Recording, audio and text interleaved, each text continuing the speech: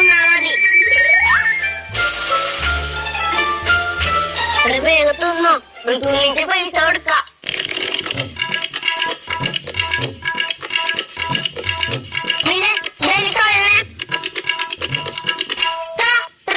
₹20 മോനെ.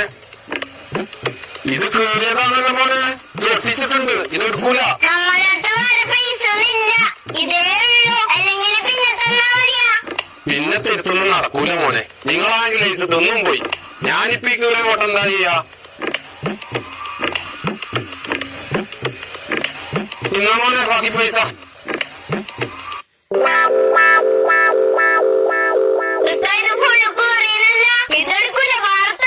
നീ തന്ന പൈസയും കീറിയ പൈസ തന്നെയല്ലേ?